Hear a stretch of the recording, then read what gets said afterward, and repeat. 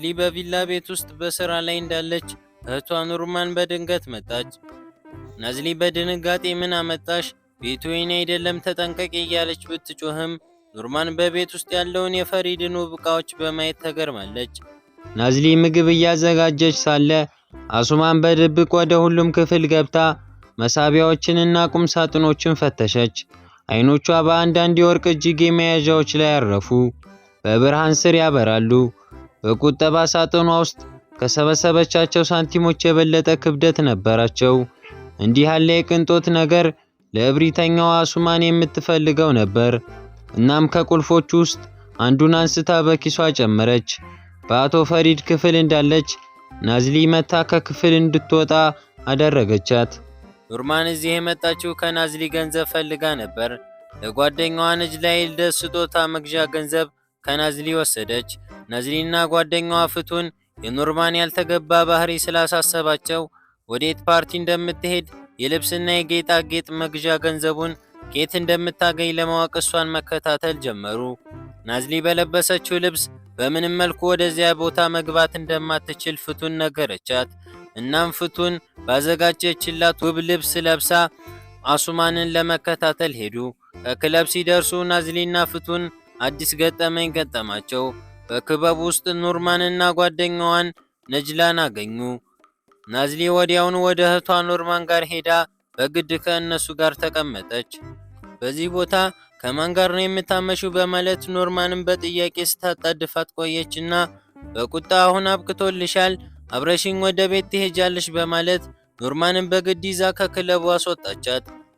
በዚህ ክለብ የሚመጡ ሰዎች ትላልቅ ሰዎችና እጅግ ሀብታም ወንዶች የሚገኙበት ነው። እናም እንደ ኑርማን አይነት ልጃገረዶች ሀብታም ወንዶችን ለማጥመድ ወደዚህ ፓርቲ ይመጣሉ። ናዝሊ እዚህ ቦታ የተገኘችው እህቷ ኑርማንን ለመቆጣትና ይዛ ለመሄድ ነበር። በወቅቱ ግን የፈሪድ ጓደኛ በቦታው ላይ ነበር። እናም ናዝሊን አይቷታል።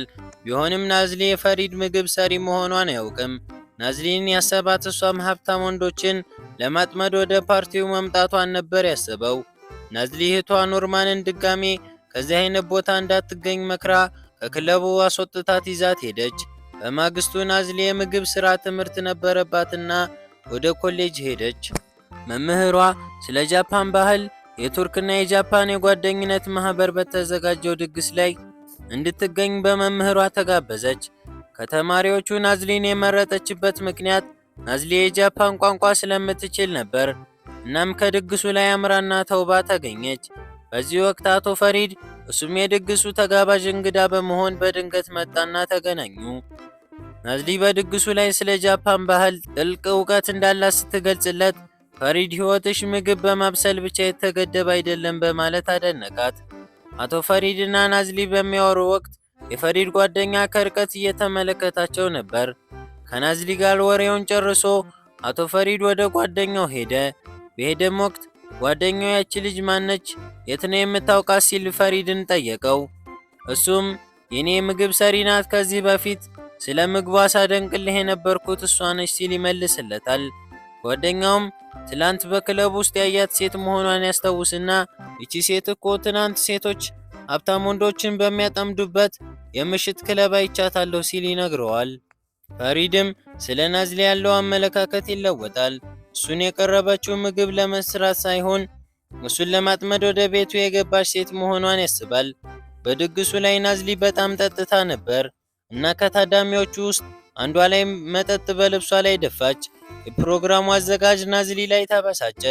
ናዝሊ ይቅርታ ስትጠይቀው ፈሪድ ወደ እነሱ በመምጣት በድጋሚ ሌላ ችግር እንዳትፈጥሪ በማለት አስጠንቅቆ ወደ ቤቷ እንድትሄድ ሹፌር ላከላት። ነገር ግን ናዝሊ እምቢ አለች። እናም ከድግሱ አብረው አምሽተው ወደ ፈሪድ ቤት ሄዱ። ፈሪድና ናዝሊ በቤቱ ጓሮ ካለው መናፈሻ ተገናኝተው የጃፓን ባህልን አስመልክተው ማውጋት ጀመሩ። በመሃል ጓደኛው የነገረው ነገር አስታወሰ። በመጨረሻም ፈሪድ በድፍረት የልቡን ተናገረ። ዛሬ ማታ አብረሽኝ እዚህ ቆይ ሲል ጠየቃት። ናዝሊ በዚህ ጥያቄ በጣም ተደነቀች። ፈሪድም ምን ያስደነግጠሻል?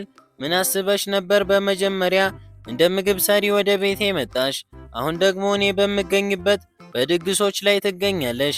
በመጨረሻም በምሽት ወደ ቤቴ ተከትለሽኝ መጣሽ። አሁን ብቻችንን ነን። ነይ ወደ ክፍል እንግባ፣ የምትፈልጊው ይህን አይደል ሲል ተናገራት።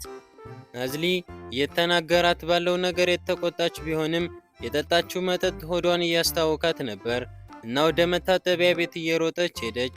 ፈሪድ ናዝሊን ያለችበትን ሁኔታ ለማየት ወደ መታጠቢያ ቤት ሲሄድ ናዝሊ ራሷን ስታ ወድቃለች። ክፍሉ በመውሰድ ከመኝታው ክፍሉ አስተኛት። ጠዋት ናዝሊ ከእንቅልፏ ስትነቃ ከአቶ ፈሪድ ጋር ስላሳለፈችው ምሽት ምንም አታስታውስም። በድንጋጤ ውስጥ ሆና ጓደኛዋን ፍቱንን ደወለችና የተፈጠረውን ሁሉ መርሳቷን ነገረቻት። ፍቱን በግምት ፈሪድ አቅፎ አልጋ ላይ አስቀምጦች ሊሆን ይችላል ስትላት፣ ናዝሊ ደግሞ የፈሪድን አባባል አስታወሰች። በመጀመሪያ እንደ ምግብ ሰሪ መጣሽ፣ አሁን በምሽት መጣሽ የሚለውን የአቶ ፈሪድ ንግግርን አስታወሰች። ናዝሊ ተረጋግታ ወደ ታች ስትወርድ ፈሪድ ከጓደኛው ጋር በስልክ ሲያወራ ሰማች።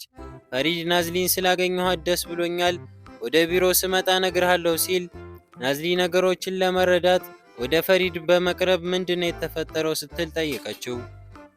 ፈሪድ አይዞሽ፣ የሚያሳፍር ነገር አልተፈጠረም፣ ለትዳር እንድጠይቅሽ ፈልገሽ ነበር እንዴ ሲል የፈሪድ ንግግር ናዝሊን በእጅጉ አናደዳት። ናዝሊ ምን ማለትህ ነው? እኔ ምን አይነት ሰው ነኝ ብለህ ነው የምታስበኝ? ፈሪድ በመጀመሪያ እንደ ምግብ ሰሪ መጣሽ፣ አሁን በድግሶቼ ትገኛለሽ፣ በመጨረሻም በምሽት መጣሽ። የሚፈለገውም ይኸው ነበር። ምናልባት እጅሽን እንዲይዝና ትዳር እንድጠይቅሽ ጠብቀሽ ይሆናል የመጣሽው። ከነገ ጀምሮ ስራሽ ላይ አተኩሪ ሲል ተናገራት። ይህ ንግግር ናዝሊን ስሜቷን በጣም ስለጎዳት በእንባዋ እያነባች አንተ አስተዳደግ የለህም፣ እኔ ትዳር ፈላጊ አይደለሁም፣ ስራውንም ለቅቄያለሁ ብላ ጮኸችበትና ወዲያውኑ ስራውን ለቀቀች። ወደ ቤቷ ስትመለስ ለጓደኛዋ ፍቱን የተፈጠረውን ሁሉ በቁጣ ተሞልታ ነገረቻት። ጓደኛዋም እሱ ቆንጆ ነው ግን ተንኮለኛና ክፉ ነው በማለት ተናገረች። ፈሪድ ወደ ስራ ሲመለስ ለጸሐፊዋ ናዝሊ ስራ ለቃለች፣ አዲስ የምግብ ሰራተኛ ፈልጊ ሲል ነገራት። ጸሐፊዋ ናዝሊ የጽዳቱንም ስራ እየሰራች ነበር። ጽዳትን መፈለግ ይኖርብኛል ስትል ነገረችው። እሱም ሁለት ሰራተኛ እንድትቀጥር አዘዛት። ናዝሊ በተለያዩ ድግሶች ላይ እንዳስተናጋጅ ትሰራለች። በዚህም ድግስ ከጓደኛዋ ፍቱን ጋር እንግዶችን ለማስተናገድ ተገኝተዋል። ድግሱ ከባህር ዳርቻ ጋር ስለነበር አንድ ሃችኮ የሚል ጽሑፍ ያለበት መርከብ ሲያልፍ ያያሉ። ፍቱንና ናዝሊ በመደነቅ ስለ ሃችኮ ሲያወሩ በንግግራቸው ልቡ ወደ እነሱ የተሰረቀው አንድ ታዳሚ ወደ ናዝሊ ይጠጋል እና ሃችኮ ማለት ምንድነው ሲል ይጠይቃታል። ፍቱን ታዳሚ ለማስተናገድ ተጠርታ ሂዳ ነበር። ናዝሊም ለታዳሚው ልጅ ስለ ሃችኮ ማንነት ታብራራለታለች። ሃችኮ ማለት ለባለቤቱ ታማኝ የነበረ ውሻ ነው። የውሻው ባለቤት መምህር ነበር። ወደ ስራ ሲሄድ ሃችኮ ባቡር መሳፈሪያው ድረስ ሸኝቶት ከስራ እስኪመለስ እዛው ጋር ቆሞ ይጠብቀዋል። ውሻው ባለቤቱን በጣም ይወዳል። ባለቤቱም ውሻውን በጣም ይንከባከበው ነበር። አንድ ቀን መምህሩን ወደ ስራ ሸኝቶት እዛው ባቡር መሳፈሪያው ጋር እስኪመለስ እየጠበቀው አልመጣም። መምህሩ በስራ ቦታው ላይ በልብ ህመም በድንገት ሞተ። ሃችኮ ግን ለዓመታት እዛው ባቡር መሳፈሪያ ላይ ሆኖ መምህሩ ከስራ እስኪመለስ እየጠበቀ ቆየ። 10 ዓመታት አለፉ። ውሻው ከዛው ቦታ ላይ ሳይነሳ ባለቤቱን እየጠበቀ ህይወቱ አለፈ ስትል የሃችኮን ታሪክ ነገረችው። እሱም በመደነቅ እያዳመጣት ነበር። አንቺ የእንስሳ ሐኪም ነሽ እንዴ ሲል ጠየቃት። አይኔ እንኳን የምግብ ሰራተኛ ተማሪ ነኝ፣ ግን እንስሶችን በጣም እወዳለሁ። በትርፍ ጊዜ ከየመንገድ ላይ የተሰበሰቡ እንስሶችን የሚሰበስብ ድርጅት አለ። እዛ በመሄድ የምችለውን ያክል በበጎ ፈቃደኝነት አግዛለሁ አለችው። እሱም በዚህ ነገር መሳተፍ ፈልጋለሁ፣ ስልክ መለዋወጥ እንችላለን ሲል ጠየቃት። በዚህ ጊዜ ፍቱን ወደ እነሱ መጣችና እኔ ስልኳን እሰጣለሁ ብላ የናዝሊን ስልክ ቁጥር ሰጠችው። እሱም ስሙ አዚዝ እንደሚባል ነግሯቸው ሄደ። በሌላ ቀን አዚዝ እና ናዝሊ ተደዋውለው ተገናኙ። ወደ እንስሳ ማዕከሉ በመሄድም የእንስሶችን ማረፊያ ቦታ ሲያጸዱ ቆዩ። አዚዝ በናዝሊ ቀናነትና መልካምነት የተማረከ ይመስላል። ከእንስሳ ማዕከል በኋላ ቡና ጠጥተው አሪፍ ጊዜ አሳልፈው ተለያዩ። ምሽት ላይ ናዝሊ ስላሳለፈችው የቀን ውሎዋ ለጓደኛዋ ፍቱን በዝርዝር ትነግራታለች። አዚዝ በጣም ደስ የሚል ሰው ነው። ከሀብታሞች ጎራ ቢሆንም እንደ ፈሪድ እብሪተኛ ሰው አይደለም እያለች ስለ አዚዝ ታወራላታለች። ፈሪድ ከስራ ወደ ቤት ሲመለስ የተዘጋጀ ምግብ አልነበረም። ናዝሊ በነበረች ጊዜ ያለውን የቤቱን ድምቀት እያስታወሰ በትዝታ ተዋጠ። የፈሪድ እህት ዘይነብና ባለቤቱ ዑመር ከፈሪድ ጓደኛ ሰኢድ ጋር ሆነው በፈሪድ ቢሮ ተገናኝተው ስለ ድርጅታቸው እያወሩ ነው። ዘይነብና ዑመር የበድር እናትና አባት ናቸው። በወሬያቸው መሃል የልጃቸው ወዳጅ ስለሆነችው ናዝሊ ተነሳ። ለምን አባረርካት? ልጃችን በጣም ስለ እሷ ሲያወራልን ነበር። እንተዋወቃታለን ብለን ስናስብ አንተ ቀድመህ አባረርካት በማለት እየተሳሳቁ ያወራሉ።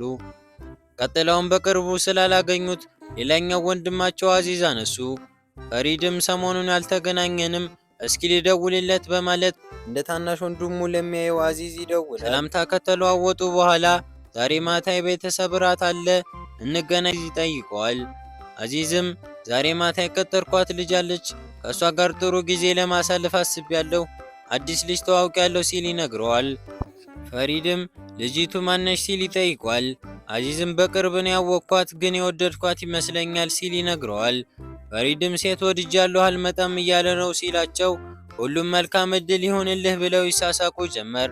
አዚዝም አትሳቁ፣ ይቺ ከሌሎች ሴቶች በጣም የተለየች ነች፣ ቁም ነገረኛ ነች ብሏቸው ተሰነባብተው ስልኩን ዘጋ። አዚዝ እያወራ የነበረው ስለ ናዝሊ ነበር። ፈሪድ ሰሞኑን ደብሮታል። ይህን የተረዳው ጓደኛው ሰኢድ ምን ሆነሃል? ሰሞኑን ልክ አይደለህም ሲል ይጠይቀዋል። ፈሪድ መልስ አልሰጠውም። ሰኢድም የደበረህ ናዝሊ ስራ ከለቀቀች በኋላ ነው፣ ስለ እሷ የምነግረኝ ካለ ልስማህ ይለዋል። ፈሪድም ስራ አለብኝ ለጨዋታ ጊዜ የለኝም ሲል ይመልስለታል። በድርና እናቱ ዘይነብ በመኪና እየሄዱ እናቴ ናዝሊ ጋር ደዊ እና እንድትመጣ ንገሪያት ናፍቃኛለች ይላታል። እናቱም እሺ ብላ ትደውልለታለች። ናዝሊ የተደወለላት ቁጥር አዲስ ስለነበር ማን ልበል ስትል ትጠይቃለች። የበድር እናት ነኝ ልጄ፣ ስለ አንቺ አውሮቱ አይጠግብም፣ ልንተዋወቅሽ ፈልገን ነበር፣ ስራ መልቀቅሽን ሰማን፣ ቢሆንም ግን ለምን እኛ ቤት ራት አንጋብዝሽም? ልጄ በድርም ናፍቆሻል ስትል ትጠይቃታለች። ናዝሊም የራት ግብዣውን ትቀበላለች። ምሽትም ላይ በጓደኛዋ ፍቱን እርዳታ አምራና ተውባ ከግብዣው ተገኘች። በድር ናዝሊን ባያት ጊዜ በጣም ተደሰተ። ፈሪድ የራት ግብዣው ላይ ናዝሊ መኖሯን ሲያውቅ መገኘት አልፈለገም ነበር። ነገር ግን በወንድሙ ዑመርና በዘይነብ ግፊት ወደ ራቱ ግብዣ መጣ። እራት እየበሉ ለምን ስራ እንደለቀቀች ይጠይቋታል። ናዝሊም ትምህርቴ ላይ ለማተኮር ነው ስትል ብትመልስም ዑመርና ዘይነብ የፈሪድን ኃይለኝነትና ሰራተኛ ሊቆይለት የማይችል ሰው መሆኑን እናውቃለን ሲሉ ተሳሳቁ። ናዝሊም ትክክል መሆኑን አረጋገጠች። ራት ከበሉ በኋላ በድር አጎቴ አዚዝ ጋር ውሰዱ ሲል ይጠይቃል። ዑመርና ዘይነብም ጥሩ ሐሳብ ነው፣ ለምን ሁላችንም አዚዝ ቤት ሂደን ሰርፕራይዝ አናደርገውም ሲሉ ይስማማሉ። ናዝሊ ወደ ቤቷ መሄድ ብትፈልግም ከእነሱ ጋር እንድትሄድ ያሳምኗታል።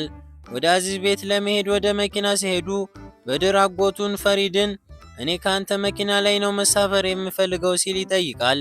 ቀጥሎም እኔና ናዝሊ ሲል ከናዝሊ መለየት እንደማይፈልግ ይናገራል። የበድር እናትና አባት በድርን ለፈሪድ ትተው ለብቻቸው በሌላ መኪና ሄዱ። በድር ፈሪድና ናዝሊን ለማስማማት የፈለገ ይመስላል። ናዝሊን ከፈሪድ ጋር ጋቢና እንድትቀመጥ አደረጋትና ወደ አዚዝ ቤት ሄዱ። መኪና ላይ በድር ስለ አዚዝ መልካምነትና እንዴት እንደሚወደው እያወራ ነበር። አዚዝ ቤትም እንደደረሱ በሩን አንኳኩ። አዚዝ በሩን ከፈተ። አጎቴ አዚዝ ማለት እሱ ነው ሲል ለናዝሊ ነገራት። አዚዝ እና ናዝሊም ቀድሞ ተዋውቀው ስለነበር በአጋጣሚው ተደናገጡ። ፈሪድም ትተዋወቃላችሁ እንዴ ሲል ጠየቀው።